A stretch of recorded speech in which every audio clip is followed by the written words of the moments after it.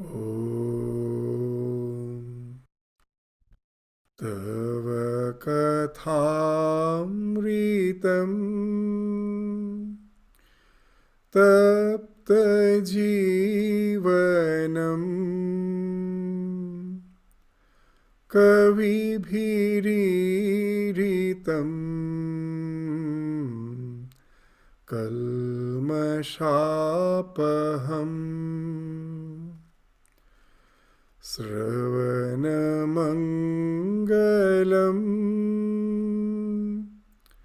Srimadatam Bhuvi Grananti Ye Bhurida Jana.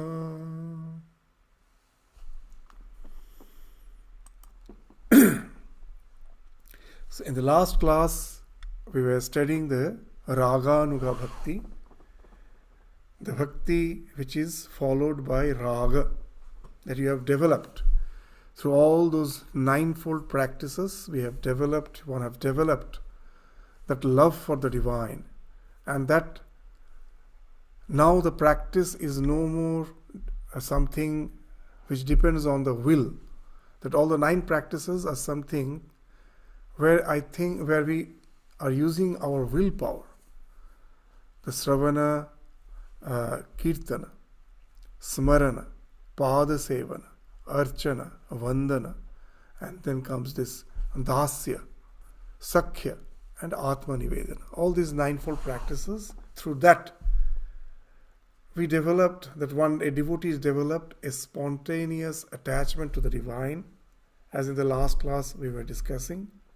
Now, once that love has been developed, then as per one's temperament, one's attitude, that love can be directed in major 5 different ways.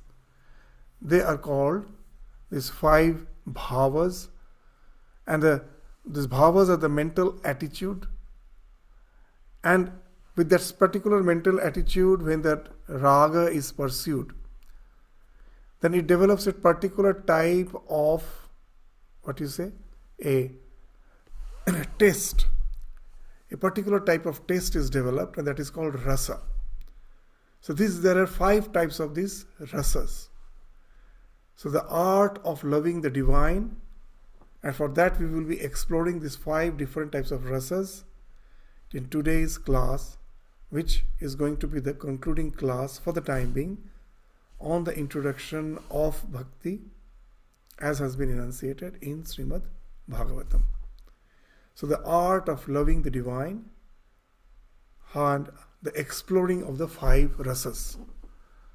So when love for God has become a fixed state of mind, as we were saying, that now you don't have to culture, it has become something, a fixed state of mind, it becomes bhakti rasa. Rasa is something like elixir. So you have developed that elixir of love within you, which you enjoy. That's just like the elixir gives us an enjoyment. Here also this rasa, this particular emotional feeling, that gives us a tremendous ecstatic bliss. So that rasa is the taste or actual experience of love itself. So previously we were culturing. The love was yet to be developed. Through all those practices we were culturing. Now I feel that love within, and that love which I experience, that becomes the motivating factor, that becomes the driving factor for my devotional practices. Now, as per the Bhagavatam, as we are going to conclude, so we should know the purpose for which the Bhagavatam has been composed. So according to the Bhagavatam, the only purpose of human birth is to develop such love. So we will find even in the Gospel of Sri Ramakrishna, the same thing Sri Ramakrishna is saying again and again. Manav Jiboner Uddeshyo Bhagavan Lav. that the only purpose of this human birth is to attain God. And that attainment speaks of developing that love, to commune with the divine through love. So that alone can bring an end to all the miseries and grant true fulfillment. So once you develop that love for the divine, you will find that the happenings of life continue. It's not that as we feel, that as I love God, everything will become something favorable for me. So it is something just a wishful thinking. We all know that life has its ups and downs. However, we may pray to the Lord that please make everything favorable. It can never happen. The law of the life is such, the ups and downs will be there. But once I develop that love alone can help me to wade through all the struggles of life with calm, with ease, without any feeling of misery, sorrow, or dejection. There's a nice incident in Mahabharata that we know that the Kauravas betrayed the Pandavas in the game of chess. When they lost everything, at last they have to be vanquished to the forest. They were all leading the life of a hermit. That so much of suffering, apparent suffering they were going through. But we know that Yudhishthira is the Dharmaputra, is the son of Dharma. So he was established in Dharma.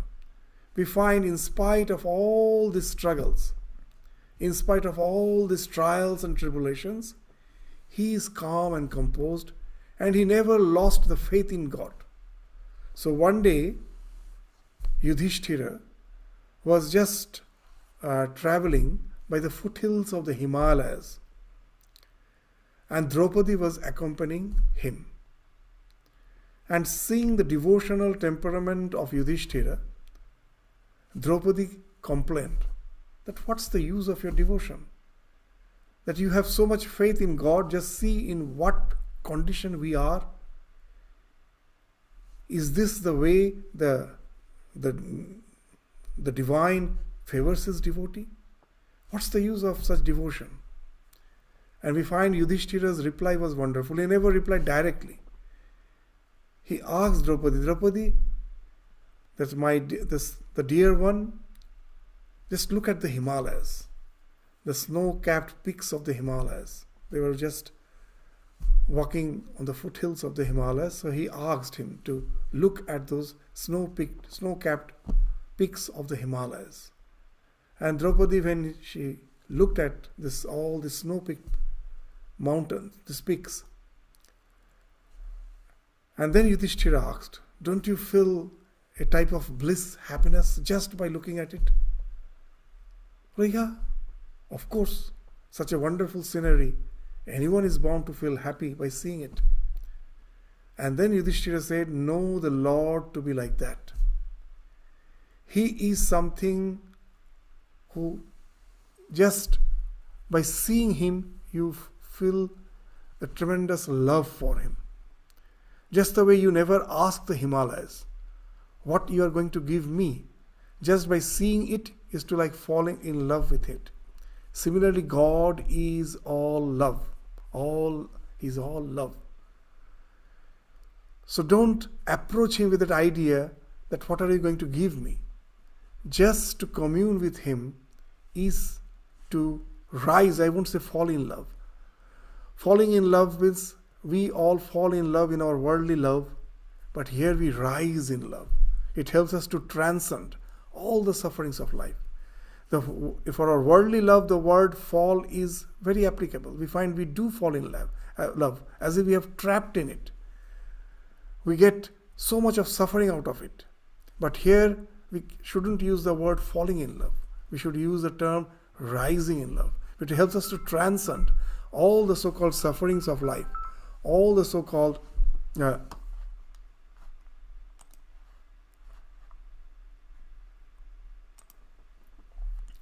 sufferings of life, the trials, the tribulations. It helps us to transcend. Just the way that when we are all fed up with our life, with our struggles, we go to this place of what is a scenic beauty, like the mountains, the oceans.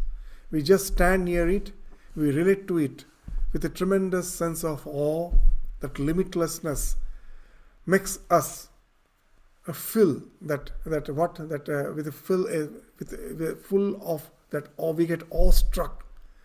We get awestruck by the infinitude of those mountain tires, by the this boundless ocean.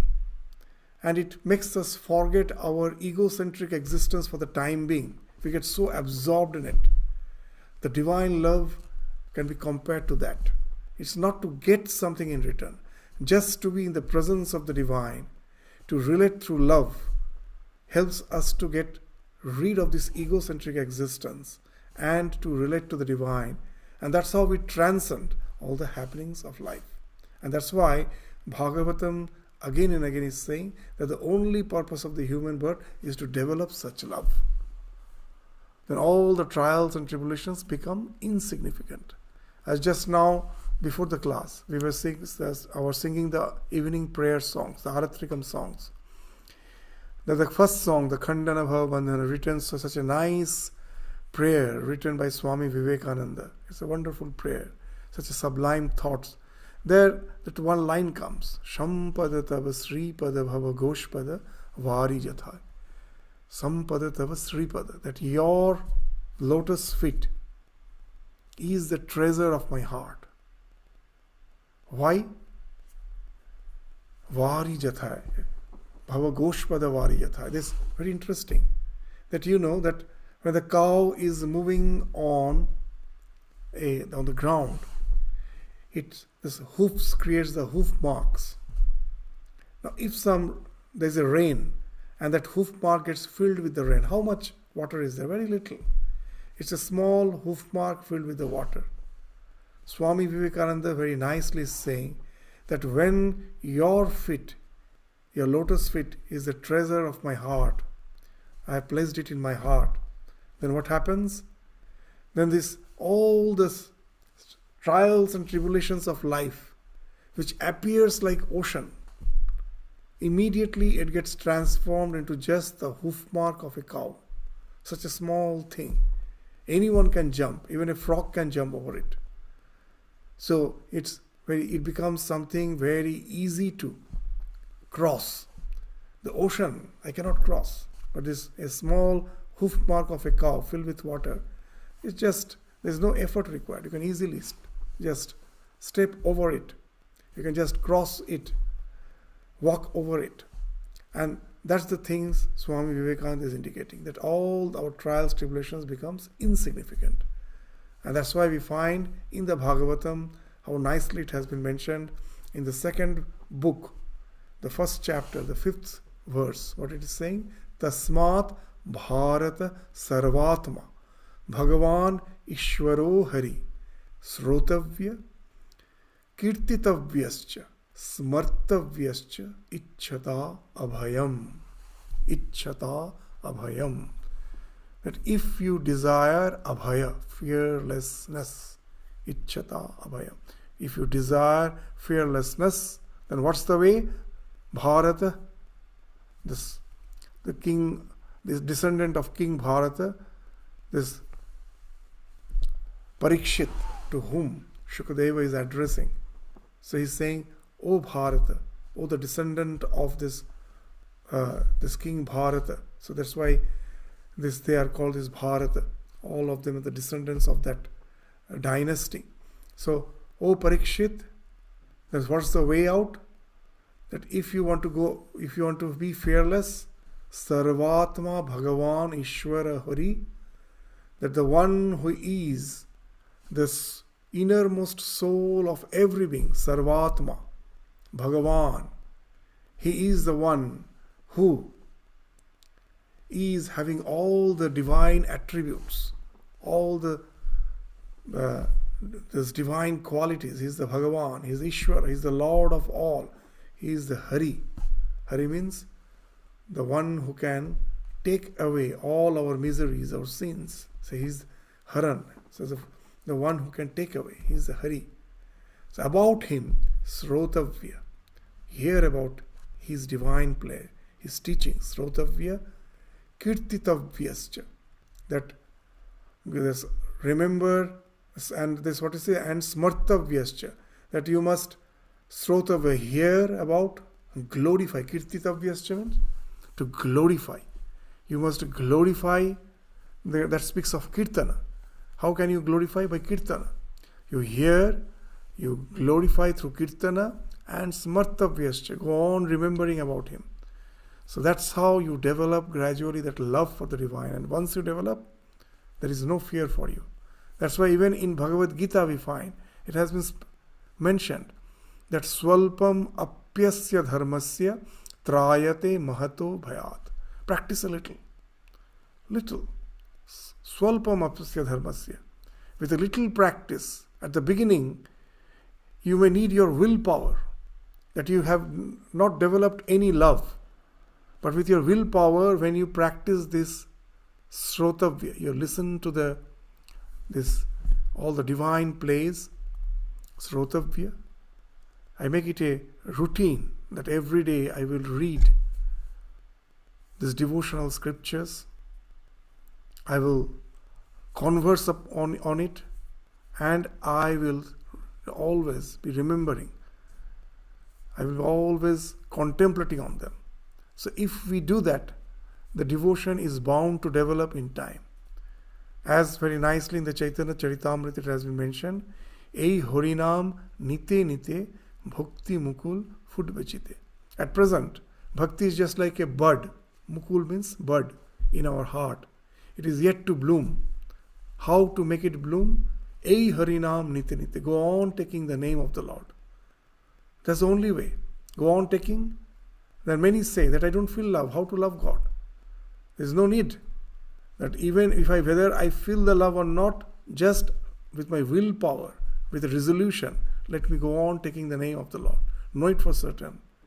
In no time, in short time, if you do it sincerely, that love, the bud of love will bloom in your heart. And then when you feel that love, now how to channelize that love? For that, as per our temperament, there can be 5 types of relationships. So there are 5 primary rasas ensuing from the 5 principal relationships a devotee can have with God. And what are they? Shanta, Dasya, Sakhya, Vatsalya, Madhur. So these 5. Shanta, Dasya, Sakhya, Vatsalya, Madhur. So we will take them one by one. So what these 5 different types of rasas, that the love which we develop as per our temperament is 5 type of love we can develop, 5 type of relationship resulting in 5 different types of rasas, 5 different type of devotional fervor which we can develop in our this relationship with the divine, in our process of communion with the divine. So we will take up one by one. So what is the Shanta? It is in the first of the 5 rasas.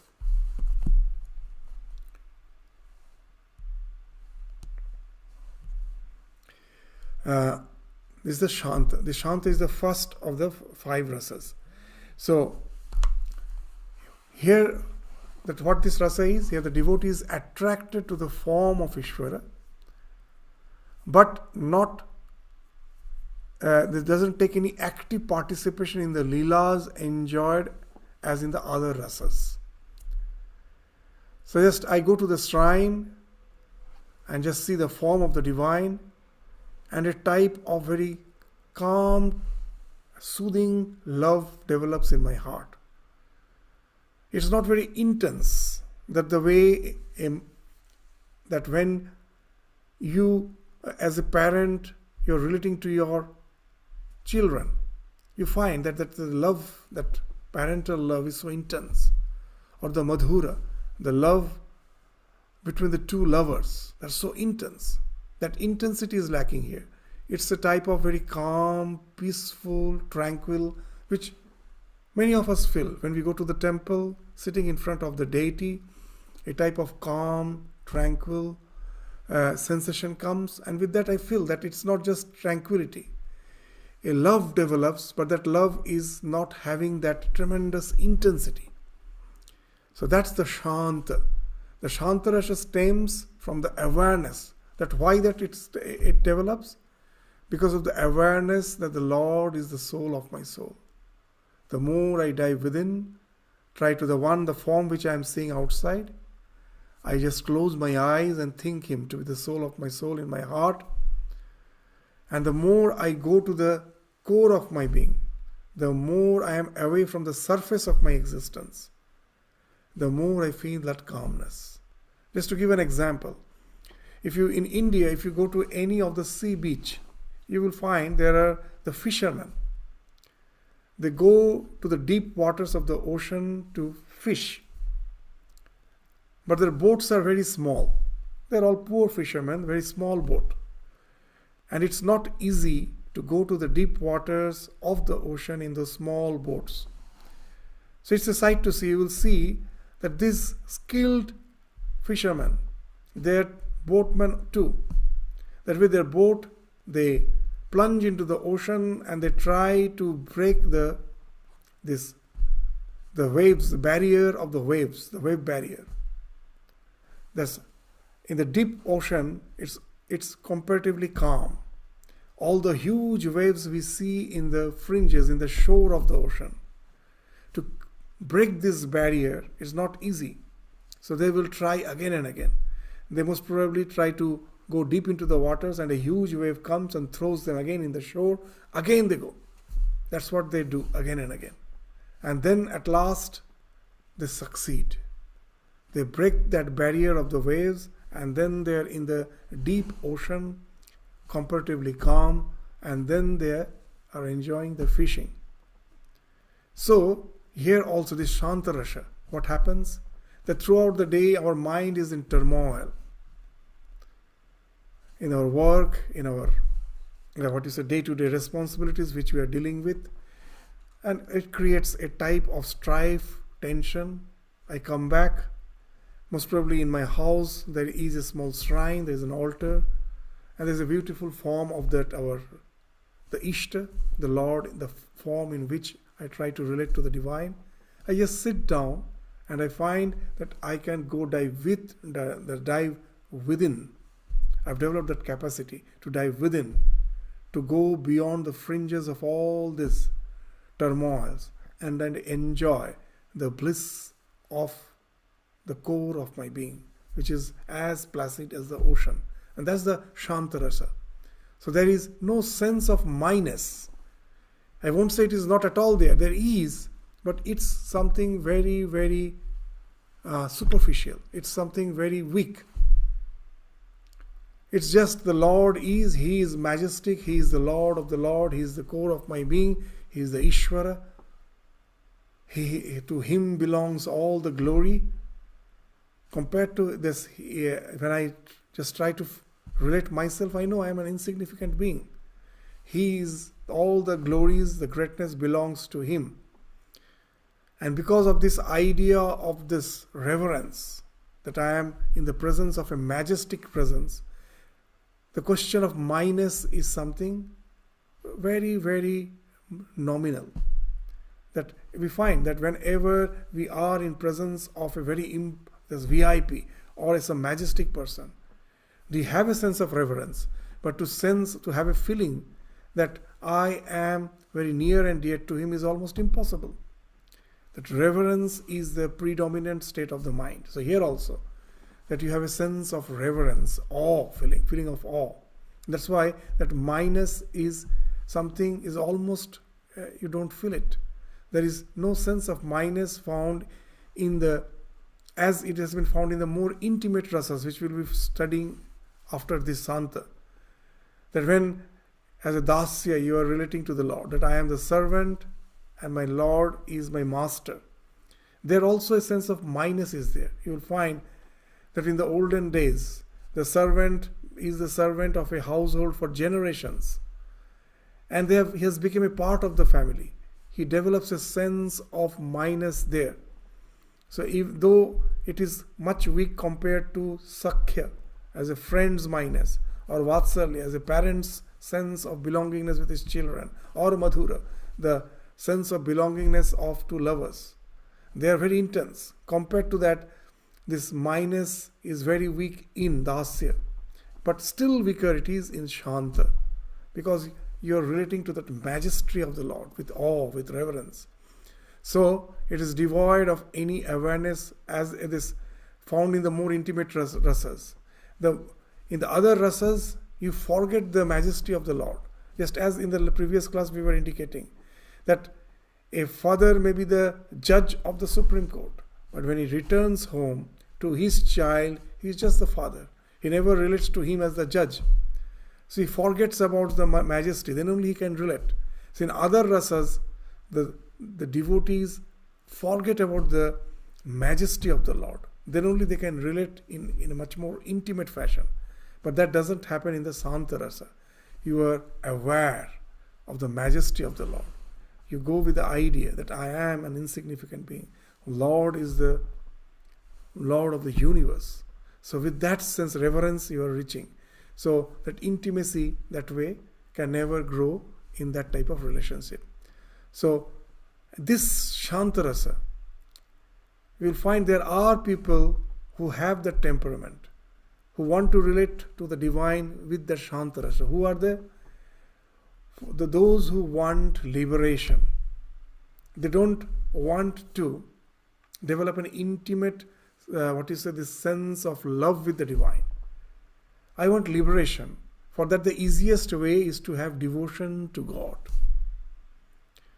We know that meditation is so difficult, just to sit down and try to empty the mind. That is also a way. Yogas chitta nivritti nirodha. I try to stop the thought. But this is very difficult.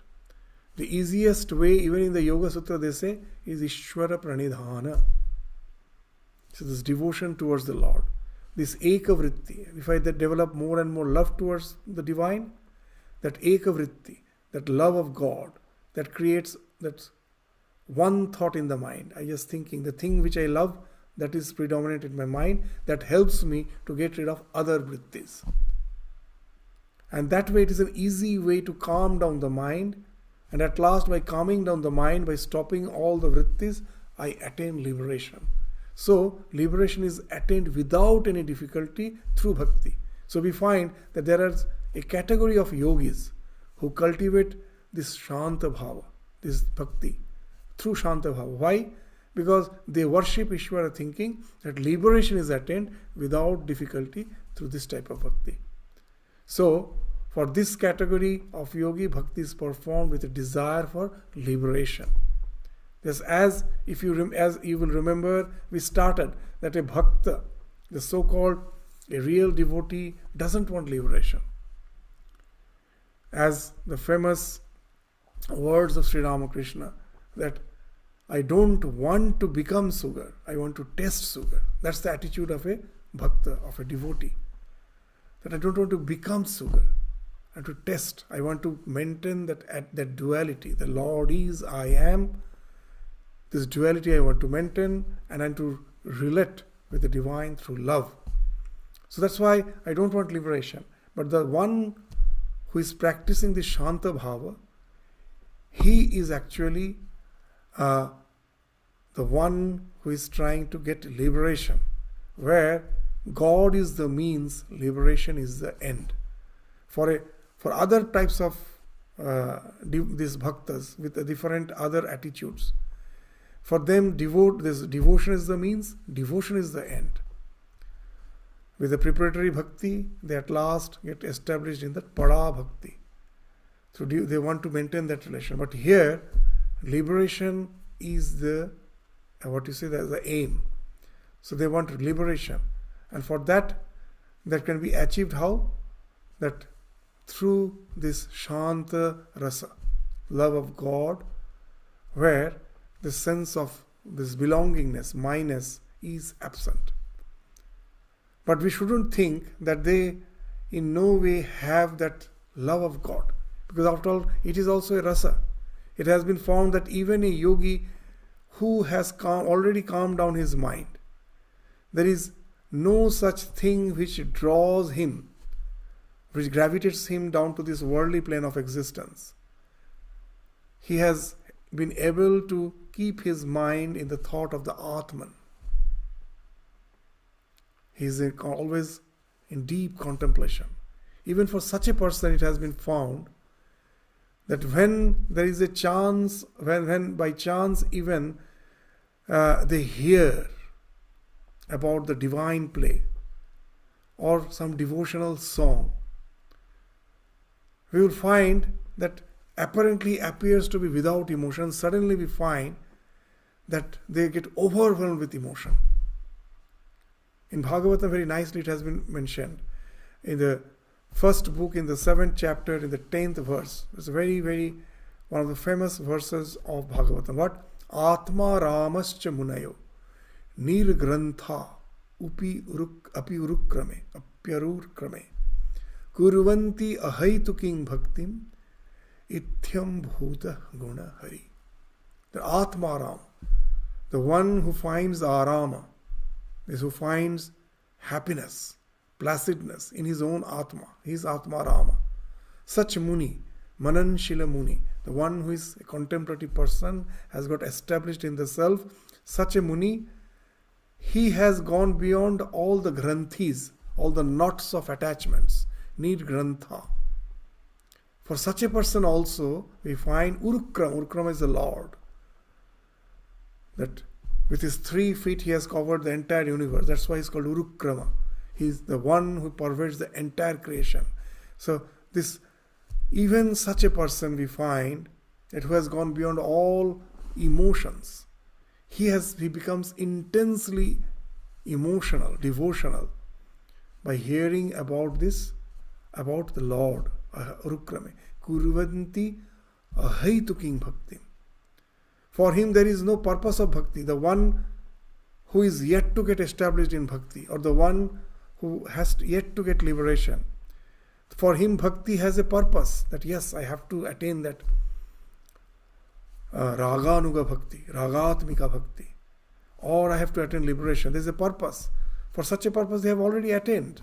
He is already established in the self. So there is no such purpose for devotion. So that's his devotion is ahaituki, without any purpose. That devotion wells up in his heart. He finds his heart full of the devotion. That's Itham Bhuta Guna Hari. That's the characteristic. That's the characteristic of the Lord. That is his guna.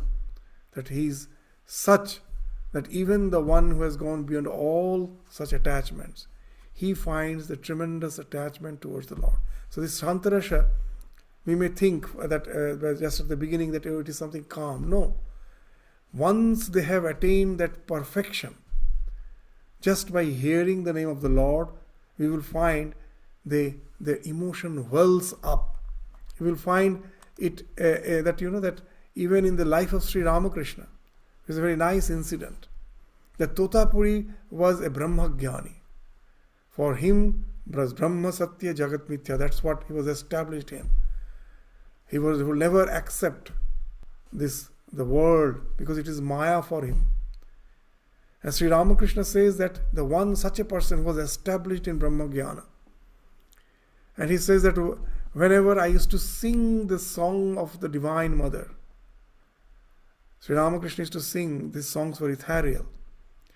Just listening to the song, that he will see that the Totapuri who was established in this Brahmagyana, his emotions will well up. His eyes will fill with tears, full of tears. They will see that visible manifestation of that devotion in Totapuri. So why it happens? Because this happens because the intensity of the bliss that appears in Samadhi, after all because the mind is already purified. The ignorance has fallen off. The mind is purified. In such mind, that devotion, that Ananda Swarupata of ourself is Ananda Swarup. That we don't feel though we are in nature, our real nature is bliss, but we don't realize it. Why? Because our mind is full of impurity, it is covered. When that is removed, that bliss is something which is always palpably felt, because that's our nature. So for this, yogis who have already cleared the mind, pure mind, there is no such dross, something impurity in their mind. It's already purified. So now the Ananda Swarupa, the bliss, which is the nature of the Atman, that wells up very easily. So all these devotional songs are just like the spark. Immediately you will find that his devotion has inflamed, as if he's got inflamed with the devotion. Sri Ramakrishna used to give a very nice example, that if a matchstick is moistened, however you may strike, it won't get lighted. Only a dry matchstick, just a single strike, immediately you will find it gets that inflamed. That what's the meaning? That as our mind is moistened with the desires, its nature is to get that, that spark of the divine love. By its nature, just a little suggestion is supposed to give that spark of the divine love. But as it is moistened with all the worldly desires, that however we may go on striking, it doesn't give that spark, creates that spark. But the one who has dried his mind, he has got rid of all the so-called worldly attachment, just one friction, just a little reference to the name of the divine, play of the divine, immediately sparks the flame of divine love in his heart. So this dasya, though it appears to be calm and tranquil, but there is a type of intensity which we find that whenever there is a reference to the divine, as he has already purified the mind, his emotions are very overwhelming. So we will find that for an ordinary person, we can never see the expression of such type of devotion. In their life, we find that tremendous expression of that emotion, though by temperament they are shanta. They are very calm, but whenever there is a reference, whenever there is a little suggestion of the divine, suddenly we will find there is an overwhelming expression of devotion. So that's the shanta. Next comes the dasya. This we will find that we have already studied dasya as the 7th of the 9 preparatory bhakti. Just now we were saying that's first is Sravana, Kirtana, so like that. Sravana, Kirtana, Smarana, Pada Sevan, the 4th. The 5th is Archana, Vandana. And then comes the 7th is the Dasya. We already studied. So here also this Dasya is the 2nd rasa, upon the 5 rasa.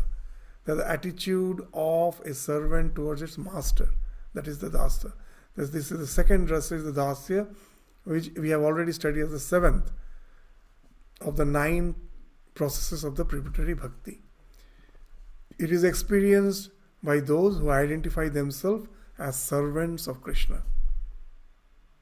So what distinguishes this relationship from the other 3 rasas that will follow is the knowledge of Krishna's supreme majesty. So here also in Dasya, the servant, he is aware of the majesty of his master.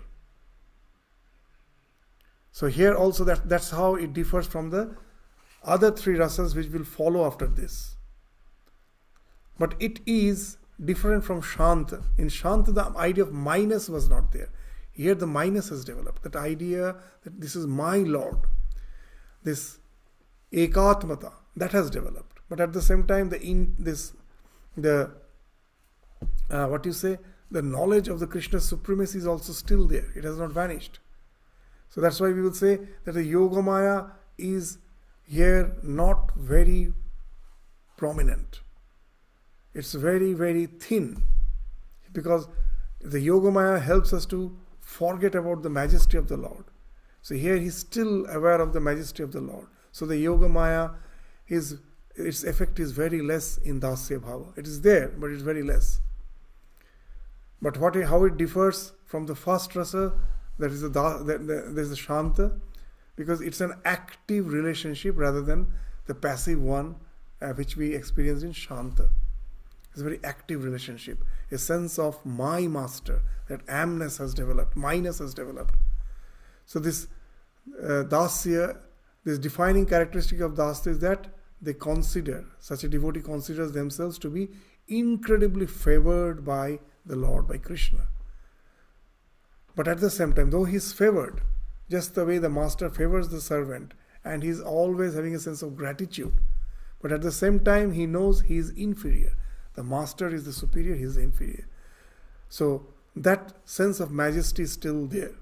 So we find the reference of Dasya Bhava in Bhagavatam in the 5th book, where the Rama Avatara has been described. There we find this Hanumana. We all know that his unflinching service and surrender to Lord Rama, that is one of the epitome, the best example of Dasya Bhava.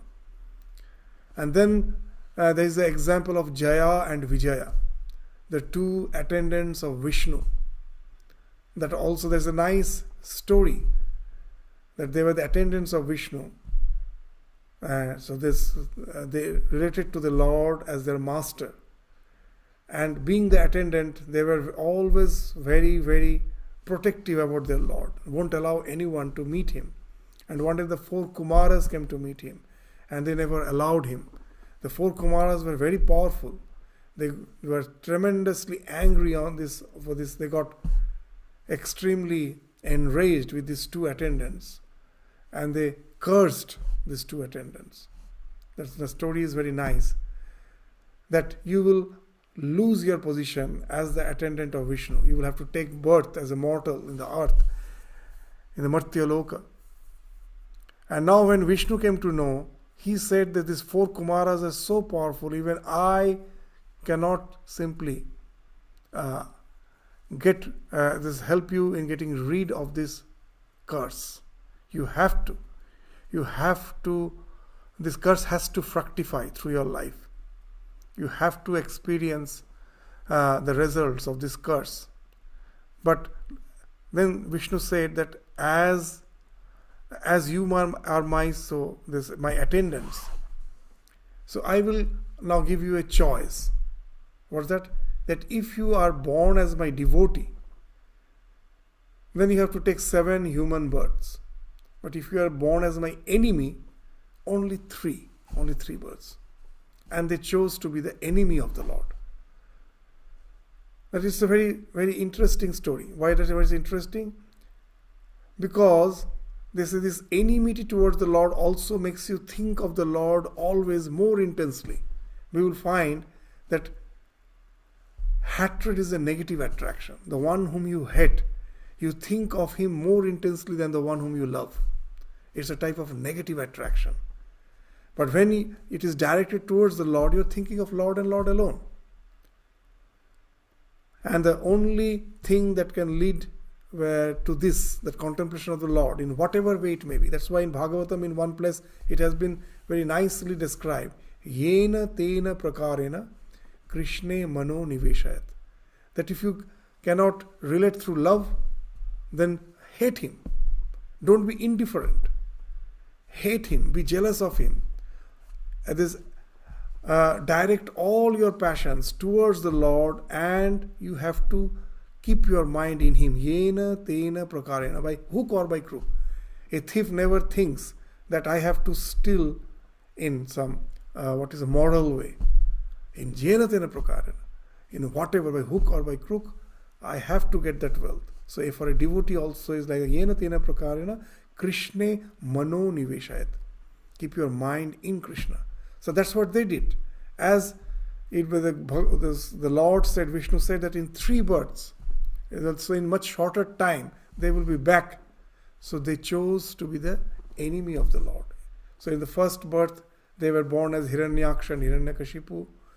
In the next birth, it was the Kumbhakarna and the Ravana. And in the Shishupala and this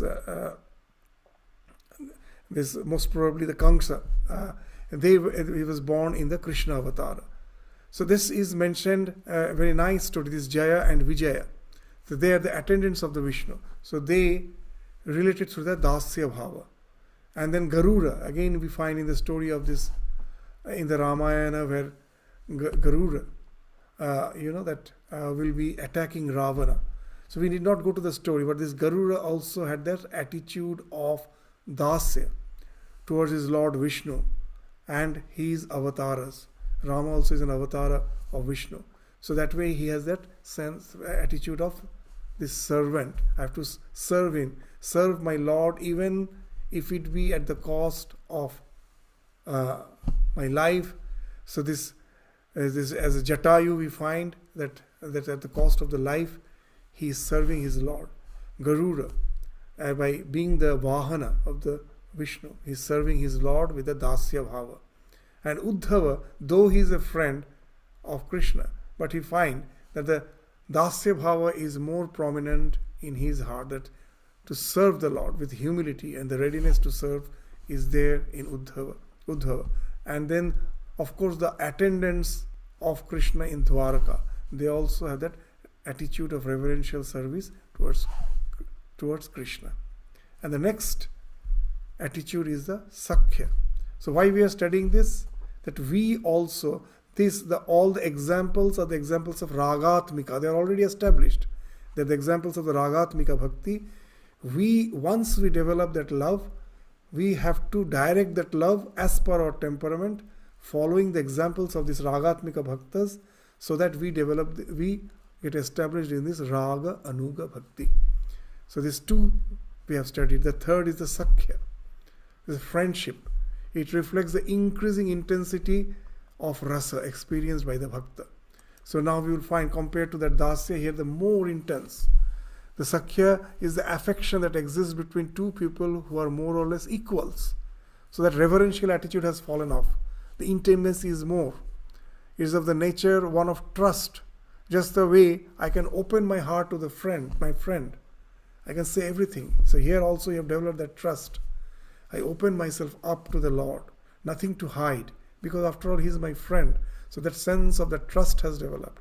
The intimate sense of equality characterizes this rasa, contrasting it with the previous dasya. Dasya, we didn't find that intensity, that master-servant attitude. Here is more intense. So where the sense, where inferiority is felt in the dasya, we find the bhakta still feels he is inferior. But here they're equals, they're friend. They can relate to each other with a sense of that equality, and with full faith that I can relate I can trust my friend, I can relate to him all the good things as well as the bad things.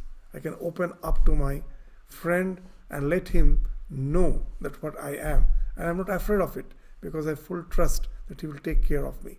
So here, as with the following two rasas, Krishna will have you find that he has concealed his majesty. Here the Yogamaya is becoming prominent.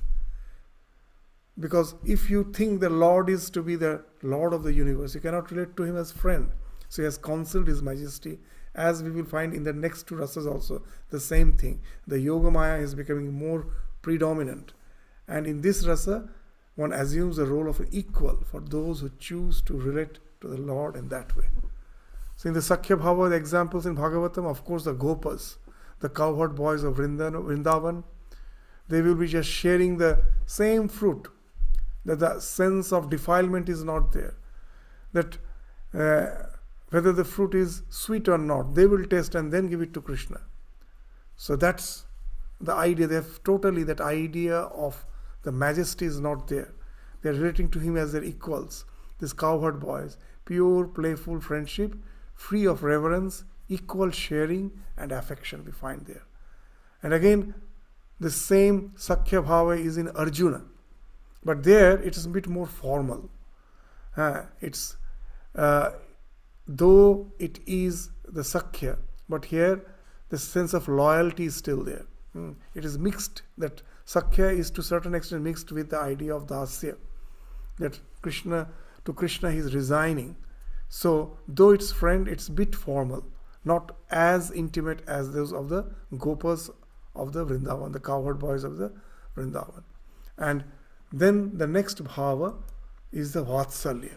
Here we find the Lord has become small, the devotee has become big. As Sri Ramakrishna used to say, that as the devotion increases, but the devotee becomes the magnet, Lord becomes an iron filing. So here the Lord has become the child, and the devotees relating to the Lord, to the baby, this child Krishna, as their parent. So it is more intense. This rasa, we find that Krishna submits to accepting protection and support from his bhaktas, who are in the role of his parents or senior guardians and well-wishers. Here too, his majesty is even more concealed. That Yogamaya is more prominent. It is devoid of all awe and reverence directed to Krishna, because he has to be protected. There is no question of awe. I am bigger. I can protect. So that's the idea, as one who needs sustenance by one who provides sustenance.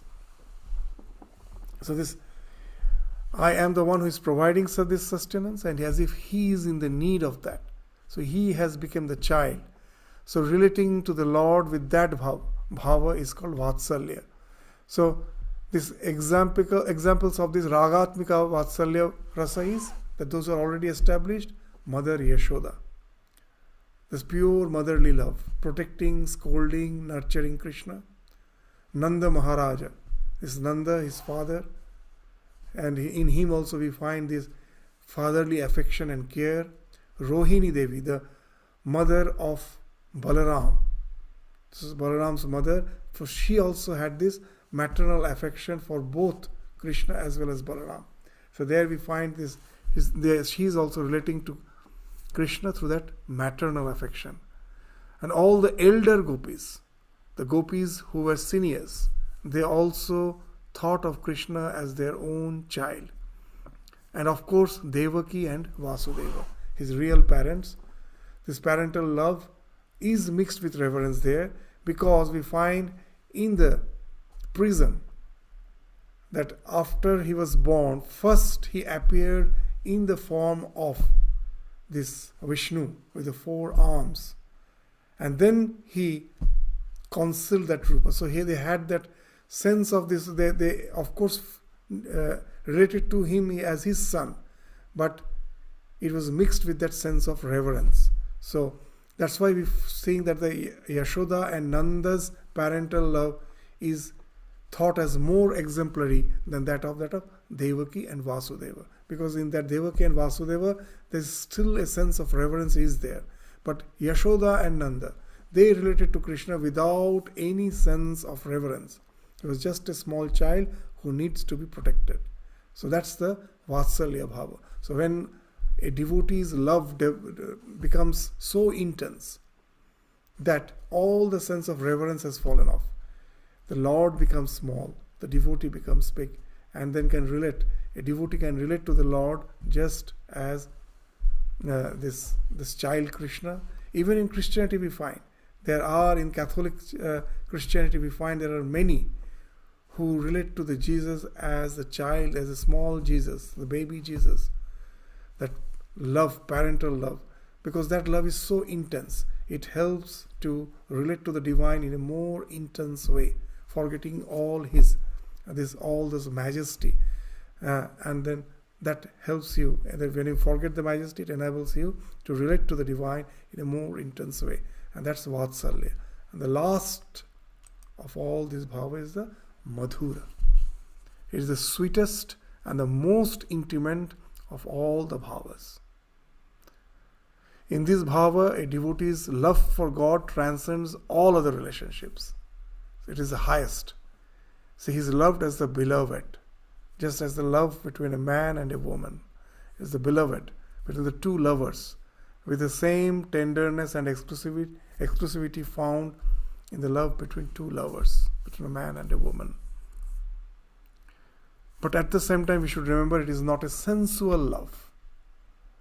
It is a very spiritualized love, very pure. There is no sort of this worldliness the tinge of worldliness is not there even to the least. As Swami Vivekananda used to say, that the only one who is pure to the bottom of his heart, he only is eligible to read the Rasa Leela in the Bhagavatam. Because there is no tinge of worldliness. It's a very pure spiritualized love. So it represents the highest culmination of bhakti, where the sense of duality between the lover and the beloved dissolves. Swami Vivekananda very nicely is saying that a Sufi poem, Parsi poem, where it's mentioned that a person, a lady hears the knock in the door and she asks, "Who are you?" And the reply comes, "I am such and such." The door never opens. 2-3 times again he knocks. Again the lady asks, "Who are you?" "I am such and such." The door doesn't open. After a few such attempts, at last when he knocks and again the same question is asked, "Who are you?" And then the voice comes from the other side, "I am thee, I am you." The sense of this ego it has fallen off. The love has become so intense that you feel you are unified with your lover. The sense of duality falls off. In the Madhura Bhava it happens. It is the highest culmination of bhakti, where the sense of duality between the lover and the beloved. The lover is the devotee, beloved is the Lord. It almost dissolves. But as we said, the devotee wants to relate to the divine through love. He doesn't want to become one with him. He doesn't want to become sugar. He wants to taste the sugar. So, though the ego has fallen off, willingly he gives a trace of the ego, a small trace, so that he can enjoy the bliss of this communion with the divine. So he doesn't want the ego to be totally vanished. So devotee's eye sense melts away in the sweetness of the divine love, so it's leading to this self-forgetfulness. Even you will find it's mentioned in Bhagavatam that the gopis, when they were so absorbed in the thought of Krishna, they used to behave, they started behaving like Krishna. Just the way Krishna walks, they will walk. They will as if imitate all this behavior pattern of Krishna. It was not something intentionally they were doing, because that is called tadakara karita. They have become tinged with all the attributes of the Lord. That they are totally forgetful about themselves. It's even, you will find it happens in our day-to-day life. The child is watching the Superman, he gets so much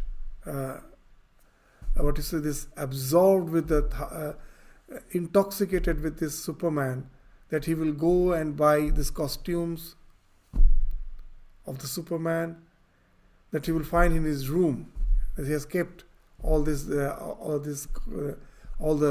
things, accessories which are related to the Superman, as if he has become the Superman. So this is the one whom you think of. Gradually you start developing the traits of that person within you, and that's what is called self-forgetfulness. So you become as if more and more like the one whom you love. So this is the self-forgetfulness which has been spoken of in Bhagavatam. Now these two expressions of there are two major expressions of Madhura Bhava. That we think communion is the thing which is Madhura Bhava. No. Communion, of course, is the thing which is desired. But also the separation, that also is a part of Madhura Bhava. So there is two ways to find the expression. First is the sambhoga, union with the divine. The sambhoga means the union or communion. It expresses the blissful experience of oneness with the divine beloved, where all sense of separation dissolves. And where there's examples we find in the Rasa Leela, where Sri Krishna with the gopis, we find he is in ecstatic union in the Rasa Leela. And in the Gospel of Sri Ramakrishna, in the Leela Prasanga, we find Sri Ramakrishna sometimes is assuming the mood of Radha or of a gopi, completely immersed in that divine ecstasy. He used to feel that he is also one of the gopis. And we find that in that when in that type of bhava, he used to be so much absorbed that he would almost lose external consciousness, that he used to think himself as one of the gopis. So these examples we find in the scriptures, that this intense love for the divine, where we will find that this idea is a very interesting idea, that they say in the Bhagavatam also it is indicated that Krishna is the only man. All other beings are women. That's how that just the love for all the beings for Krishna is just the love of the woman for that only man. He is the only man for with whom all have to relate through this, ultimately to this Madhura Bhava. So this, the other expression is Viraha, that is called Vipralambha. This Vipralambha is a separation from the divine. So this separation or yearning, this Viraha, it is a pain of absence, that you had the communion and then the divine disappears. He separates yourself, and then that intense pang of separation that you feel, that's the Viraha. That is considered also a part of this Madhura Bhava, because the devotee feels this intense pang of separation, which makes him think of the Lord always, this tremendous pang of separation. The Lord seems distant. This deepens the love, makes it more pure, more selfless, more consuming. This fire of devotion then burns the ego, all the impurities, preparing the soul for the perfect union. This is very nice. There's mentioned that on the gopi, because of the viraha, that the fire of the viraha that burned into ashes all the impurities, and then with a pure mind he enjoyed the communion with Krishna. So this both has a great role to play in the Madhura Bhava. This viraha is very important. This viraha we will find the best example in the life of Chaitanya Mahaprabhu. He often lived in this mood, crying in divine separation from Krishna, that he will shout, Ha Krishna, Ha Krishna. That separation, the pang, that will again take him to that this antardasha. He will this again and again he is enjoying the communion with the divine. The moment he is coming down from that state, he is feeling the terrible pang of separation, and from that again he is going to that state. So it's just like to and fro. This viraha leading to sambhoga. Again viraha leading to sambhoga. This goes on to intensify that Madhura Bhava, which we find in the life of Chaitanya Mahaprabhu. That's in the gospel we find, they say very nicely, Sri Ramakrishna says very nicely, that Chaitanya Mahaprabhu is Bahi Radha Anta Krishna. Inside he is Krishna, outside he is Radha. The same pangs of Radha, which we find mentioned in the Gita Govinda. In Bhagavatam there is no mention of Radha. The name Radha is not mentioned. Among the gopis, they mention there is one gopi who worships Krishna specially, Aradhita. And this he does in a special way. And from that the idea, that the name came, that Radha, from Aradhana. This Radha. This Radha is specially mentioned in this Gita Govinda, where we find she is also this is suffering the agony of separation from Krishna, which we find in the life of Chaitanya Mahaprabhu. Ramakrishna used to say in a wonderful way that Chaitanya Mahaprabhu is Bahi Radha Anta Krishna, and he used to explain it in his own beautiful way. He used to say that in the Krishna Avatara, Radha prayed to Krishna. Just see, to meet you is so difficult.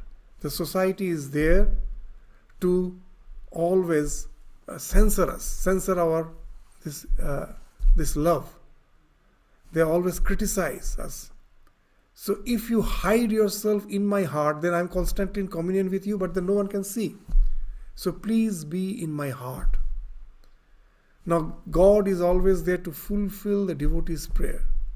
So Sri Ramakrishna is saying to fulfill Radha's prayer, that be in my heart, so that I always feel I'm in union with you, but at the same time no one sees you.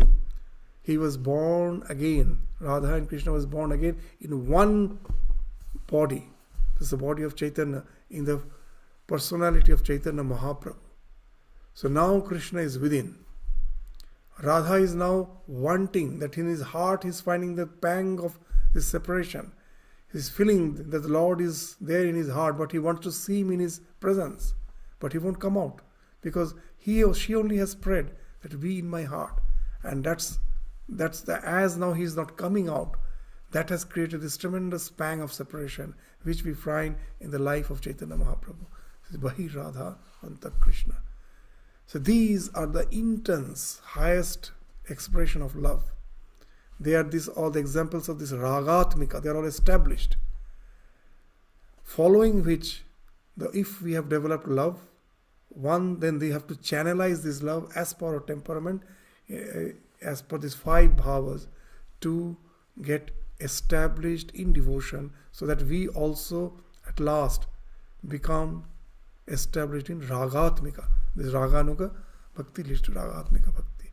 This become the exemplary figures, and then you won't have to come down to this world of this transmigratory existence. You go to the celestial plane, where in the Golaka, where you can be always in communion with the divine, following any of these 5 rasas, in which you will get established. And that's what this Bhagavatam is speaking of as the ultimate goal of our human existence. So with this, we stop our discussion today.